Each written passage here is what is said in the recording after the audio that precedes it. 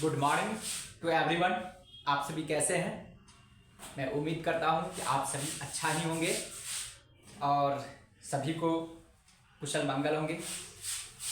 तो इसी कुशल मंगल और इन्जॉय के साथ फिर हम लोग एक नया क्लास लेके आए और एकदम मज़े से हम लोग स्टडीज़ करेंगे। और ये टॉपिक रहेगा इनकम टैक्सेशन में, इनकम टैक्स का टॉपिक है।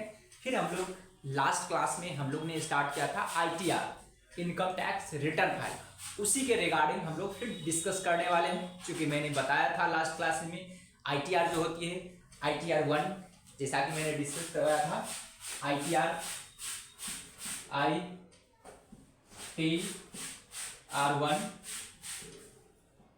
ITR 2, ITR 3, ITR 4, ITR 5, ITR 6 और ITR 7 तक मैंने डिस्कस करवाया था। और एक मैंने अलग से बताया था ITR 5। ये जो आपको जो होती है ये रोमन में होती है ITR 5। एक बार मैं पहले ऑन कैमरा देख ले रहा हूँ, क्या आप लोगों को दिखने में तो कोई इश्यू नहीं हो रही है? ठीक है, आई होप कि आप लोग अच्छे से देख पा रहे होंगे। मैं एक उम्मीद करता हूँ, क्योंकि यहाँ पे भी मेरे को अच्छे से दिखाई दे रही है। तो इस तरह से है। मैं एक बार थोड़ा सा और देख लेता हूँ। ठीक है, तो आप देखेंगे ITR 5। मैं इसको थोड़ा इस साइड लिखता हूँ, ITR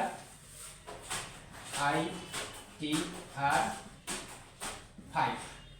ठीक है, कुछ इस तरह से है ITR 5। ठीक है, मैंने लास्ट क्लास में डिस्कस कराया था ITR 1 किसके लिए। मैं एक बार पुनः रिवाइज कर दे रहा हूँ, ताकि जिन्होंने लास्ट क्लासेज अटेंड नहीं कर सके होंगे, नहीं देख पाए होंगे वीडियो को, तो वो देख लेंगे। ऐसे इस वीडियो को डिस्क्रिप्शन बॉक्स में आपको दिया रहेगा लिंक। लास्ट मैंने जो ITR से रिलेटेड क्लासेस कंडक्ट करवाया था, तो देखिए फिर से पुनः आप लोग रिवाइज कीजिए। ITR 1 जो होती है कोई इंडिविजुअल पे अप्लीकेबल होती है, और वैसे इंडिविजुअल कहता है ITR 1 is also known as क्या है, सहज। इसको सहज बोला गया है। ITR 1 को क्या बोला गया? सहज। ये कीवर्ड है, याद रखेंगे, क्योंकि UGC नेट वगैरह में पूछ देती है। ठीक है, ITR is also known as सहज।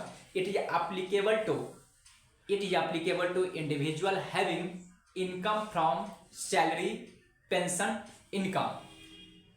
ठीक है, मतलब कहने का मतलब ये है कि ITR 1 वैसे SEC पे अप्लाई होती है जो इंडिविजुअल है और जिनका इनकम किससे है, सैलरी से है, पेंशन इनकम है, और साथ ही साथ income from house property only one house. मतलब वैसे SEC जिनका इनकम सैलरी से है, पेंशन इनकम है, और साथ ही साथ जिनके पास वन हाउस प्रॉपर्टी से इनकम है, वैसे SEC पर ITR 1 अप्लाई करती है। ठीक है, ITR 2 अप्लाई जो होती है कोई इंडिविजुअल और HUF पे, ठीक है, उसका इनकम है any other head except PGB पे। मतलब कि ये सभी इंडिविजुअल और HUF पे अप्लीकेबल होती है, और इनकम का किसी भी हेड हो अदर देन बोलता है PGB पे। मतलब बिजनेस का इनकम को छोड़ के यदि कोई अन्य हेड का इनकम हो तो वो ITR 2 अप्लाई होती है। ITR 3 होती है, ये भी होती है इंडिविजुअल और HUF पे अप्लीकेबल होती है।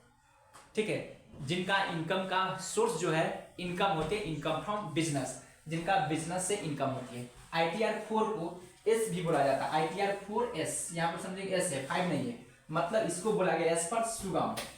ये है सुगम।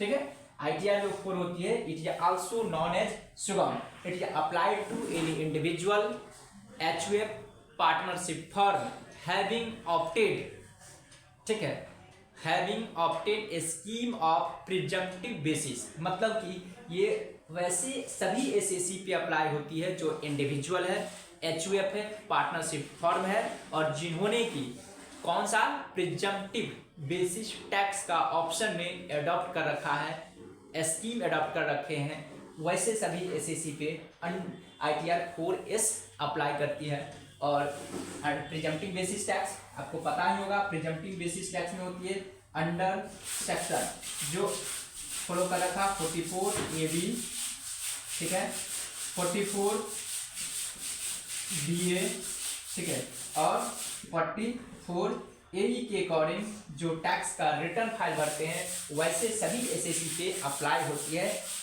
ITR 4S। आई होप कि आप लोगों को समझ में आ गया होगा। किसको होगा ये? इंडिविजुअल, HUF और पार्टनरशिप फर्म। और 5 नंबर देखिए किस पे अप्लाई होती है, कहता है it is apply to any other assessee other than individual, HUF और कंपनी। ठीक है, ये सभी एसएससी पे अप्लाई होगी लेकिन इंडिविजुअल, HUF और कंपनी को छोड़ करके। बातें समझ में आ रही है? तो इस पे किस पे अप्लाई होती है, ये थोड़ा मार्केबल बात है। तो ये बचा आपको ITR 5 जो अप्लाई होती है कोई किससे, बॉडी ऑफ इंडिविजुअल, ठीक है, आर्टिफिशियल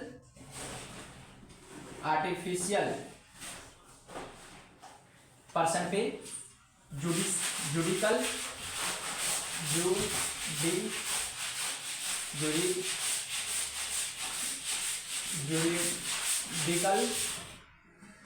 पर्सन पे, इन सभी पे होता है ITR, ठीक है, 5 अप्लाई करती है। ठीक है, और ITR 6 जो होती है, ITR 6 जो होती है कंपनी पे अप्लाई होती है। कंपनी के लिए मैंडेटरी है ITR 6 जो होती है कंपनी पे, बट एक्सेप्ट करता है वैसा कंपनी जिन्होंने की एग्जेम्पशन क्लेम किया है अंडर सेक्शन 11 के अकॉर्डिंग। जैसे चैरिटेबल इंस्टीट्यूशन को छोड़ के सभी कंपनी पे ये अप्लाई करते हैं। कौन सा? ITR 6। और 7 जो होती है ये सभी कंपनी पे अप्लाई होती है जिन्होंने इनकम टैक्स को रिटर्न फाइल भरी है। किसके अकॉर्डिंग? ITR 7 में जिन्होंने इनकम टैक्स 139(4)(a) के अकॉर्डिंग, ये अंडर सेक्शन, ठीक है, 139 टेक्निकल से, इसलिए हम आज मैंने इस पर डिस्कस करवा रहा। अंडर सेक्शन 139(4)(a), ठीक है, अंडर सेक्शन 139(4)(b), ठीक है, 139(4)(c), ठीक है, इस तरह से चला जाएगा 4D, ठीक है, 4F, 4E तक, मतलब कि सभी में लगा रहेगा 139। मतलब कि ITR 7 जो है वो भरेगा, कोई भी कंपनी भरेगी जिन्होंने की इनकम टैक्स रिटर्न फाइल को भरा है, फर्निशिंग कर रखा है under section 139(4)(a), under section 139(4)(b), under section 139(4)(c), under section 139(4)(d), under section 139(4)(f), under section 139(4)(e) तक। ठीक है, वैसे सभी एसएससी पे ये होती है। अब देखेंगे ITR 5 क्या है, जो रोमन में मैंने लिखवाया था। ITR 5 जो है, it is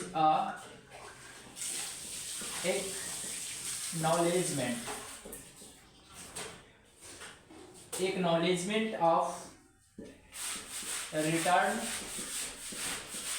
of income.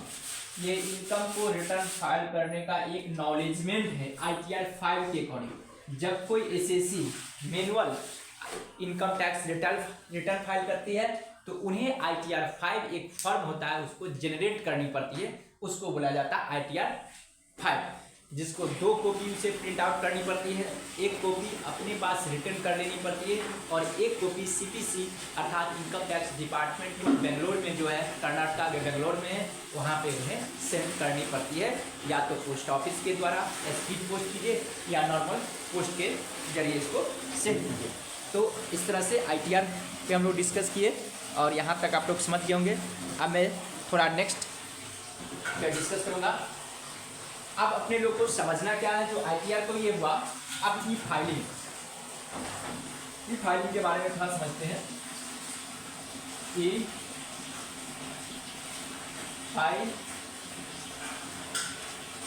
Filing और ई पेमेंट, इन दोनों के बारे में हम लोग समझेंगे। देखिए अब क्या है ई फाइलिंग। कहता है e filing is the process of electronic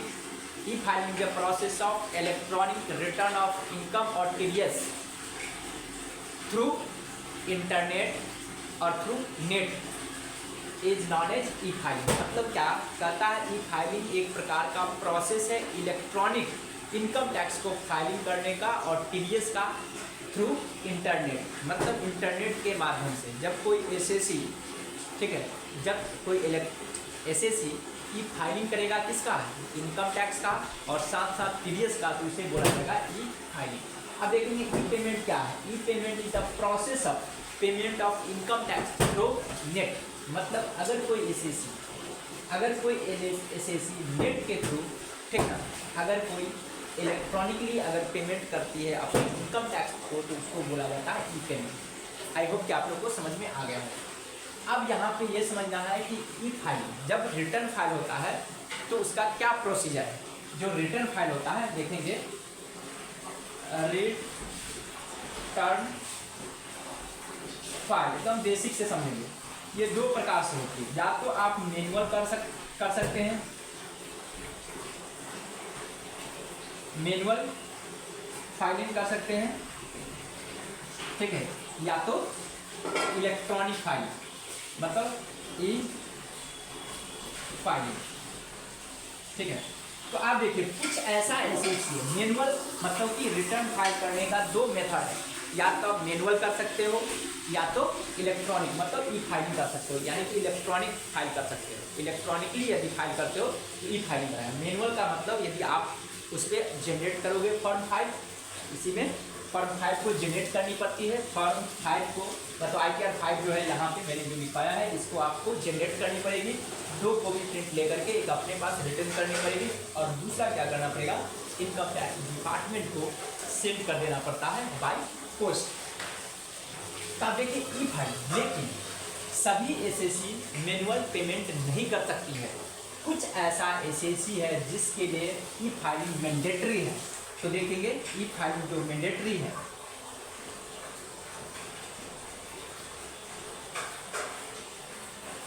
mandatory जो है ई फाइलिंग मैंडेटरी है, उसके पे हम लोग डिस्कस करेंगे, ठीक ना। तो देखिए मैंडेटरी किसके लिए है, तो हमेशा याद रखिए वैसे सभी एसएससी के लिए, चाहे वो इंडिविजुअल हो, एचयूएफ हो और पार्टनरशिप फॉर्म हो, अगर जिनका इनकम यदि, ठीक है, एग्जेम्पशन लिमिट से ज़्यादा है, income more than 5 lakh, income exemption limit है 5 लाख तक, तो जिनका इनकम यदि मोर देन 5 लाख है लेकिन सीनियर सिटीजन को छोड़ करके, वैसे सभी एसएससी को ई फाइलिंग करना कंपलसरी हो जाती है। साथ ही साथ अगर कोई इंडिविजुअल है, जो सहज जिसको बोलते हैं, अगर कोई पर्सन इंडिविजुअल या एचयूएफ है, ठीक है, इंडिविजुअल और एचयूएफ है, यदि जिनका बुक्स ऑफ अकाउंट को ऑडिट करना कंपलसरी कर गया है, या जिन्होंने अपने बुक्स ऑफ अकाउंट को ऑडिटर के द्वारा ऑडिट करवा चुके हैं, तो वैसे भी एसएससी को क्या है, ई फाइलिंग करना कंपलसरी हो जाती है। साथ ही साथ वैसे सभी एसएससी को ई फाइलिंग कंपलसरी है जो एग्जेम्पशन के लिए जो क्लेम करेगा इनकम टैक्स डिपार्टमेंट को। साथ ही साथ वैसा भी एसएससी के लिए ई फाइलिंग कंपलसरी है जो एसएससी किसी प्रकार का इनकम टैक्स डिपार्टमेंट से रिटर्न लेना चाहता है, इनकम टैक्स का रिफंड जो लेना चाहते हैं, उन्हें भी ई फाइलिंग करना कंपलसरी हो जाती है। साथ ही साथ सभी कंपनी को, यदि कोई कंपनी है, पहले इंडिविजुअल पे ही चलिए, यदि कोई इंडिविजुअल का इनकम यदि बिजनेस और प्रोफेशन का है, तो वैसे सभी एसएससी को भी ई फाइलिंग करना कंपलसरी हो जाती है। बातें समझ में आ रही होगी, एकदम ईजी वे से हम लोग समझेंगे ताकि किसी को किसी प्रकार की दिक्कत नहीं हो, चूँकि ये टेक्निकल चीज़ है, ठीक है। क्या समझे, अगर कोई एसएससी है जिनका, अगर कोई इंडिविजुअल एचयूएफ पार्टनरशिप फर्म है जिनका, इंडिविजुअल एचयूएफ पार्टनरशिप फर्म तो शेयर रेट अप्लाई नहीं होते, इंडिविजुअल एचयूएफ है जिनका इनकम मोर देन 5 लाख है, उसे कंपलसरी है। यदि कोई इंडिविजुअल एचयूएफ का है तो उसका यदि इनकम पीजीबीपी का है तो उसे भी ई फाइलिंग करना कंपलसरी हो जाती है। साथ ही साथ कोई इंडिविजुअल और एचयूएफ जिन्होंने कि बुक्स ऑफ अकाउंट को ऑडिटेड करवा लिया है और जिनका बुक्स ऑफ अकाउंट को ऑडिट करवाना कंपलसरी है, वैसे भी एसएससी को ई फाइलिंग, इलेक्ट्रॉनिक फाइलिंग करना कंपलसरी हो जाती है। लेकिन इंडिविजुअल में फैसिलिटी एक से एग्जेम्पशन दिया गया, किसको, सीनियर, जो सुपर सीनियर सिटीजन है जिनका एज है मोर देन 80 ईयर्स, वैसे एसएससी को क्या है, एग्जेम्पशन दिया गया, मतलब उसे कंपलसरी नहीं है ई फाइलिंग करना। साथ ही साथ अगर कोई कंपनी है उसे भी ई फाइलिंग करना कंपलसरी है। साथ ही साथ यदि कोई एसएससी ITR 5 भर रखा है उसे भी कंपलसरी है, क्योंकि ITR 5 किसके लिए है, मैंने यहाँ पे बताया था, ये बिजनेस के लिए वो हो गया। जो प्रेजेंटिंग 5 होता है, जैसे आर्टिफिशियल ऑफ पर्सन है, बॉडी ऑफ इंडिविजुअल है, ठीक ना, ऐसे सभी एसएससी के लिए ये है, ठीक है। और ये ठीक है, ये सारा चीज आपको समझ में आ गया। उसके साथ साथ देखेंगे अगर कोई कंपनी है जिन्होंने कि अपना इनकम टैक्स रिटर्न फाइल को फर्निश्ड किया है under section 139(4)A, under section 139(4)B, अर्थात मैंने जो यहाँ पे लिखवाया है देखेंगे, अगर इसके माध्यम से और इनके थ्रू अगर वो रिटर्न फाइल को फाइलिंग करते हैं तो उन्हें भी ई फाइलिंग करना कंपलसरी हो जाती है, ठीक है। और जो भी एग्जामिशन, रिबेट, डिडक्शन, कॉन्सेशन इत्यादि कोई भी एसएससी यदि इनकम टैक्स डिपार्टमेंट से लेगा तो उसे भी इलेक्ट्रॉनिक फाइल करवाना कंपलसरी हो जाती है। तो आई होप कि आप लोगों को यहाँ तक समझ में आ रहा होगा, और मैं फुल डिटेल के साथ मैं नेक्स्ट क्लास में भी फिर इस पर डिस्कस करूँगा। साथ ही साथ मैं बता दे रहा हूँ कि जब यूजीसी नेट के एग्जामिनेशन में आप लोग जाओगे या अन्य कोई भी जो अकाउंटेंट का एग्जामिनेशन होती है हायर लेवल की, तो वहाँ पे कभी कभी पूछता है कितना टाइप के ITR का, कभी कभी ये पूछेगा ITR 3 किसके लिए है, ITR 4 किसके लिए, इनमें से कौन सा ऑप्शन है जो ITR को दूसरे में सुगम दिया गया, कौन इसमें रिटर्न फाइल है जिसको सहज बोला गया। इस तरह से आपको ऑब्जेक्टिव क्वेश्चन आ जाता है। कभी कभी पूछेगा ई फाइलिंग और ई पेमेंट क्या दोनों सेम चाहिए या दोनों अलग अलग चाहिए, इसके बारे में भी हम डिस्कस किए। तो इस तरह से कॉन्सेप्ट को हम लोग यदि क्लियर रखेंगे तो एग्जामिनेशन में किसी प्रकार का दिक्कत नहीं होगी। तो आई होप आप लोग को यहाँ तक समझ में आ गया होगा। फिर हम लोग नेक्स्ट क्लास में आएंगे तो न्यू टैक्स जो रिजीम है, ठीक है, उस पर डिस्कस करेंगे। उसके बाद इनकम टैक्स में जो अगर कोई एसएससी है जो न्यू टैक्स रिजीम को अडॉप्ट करती है तो उसको कौन कौन सा एग्जाम्शन मिलती है और कौन कौन सा एग्जाम्शन नहीं मिलती है, उस पर हम लोग डिस्कस करेंगे नेक्स्ट क्लास में। तो आई होप कि आप लोग यहाँ तक समझ गए होंगे। Okay, bye bye, have a nice day to everyone.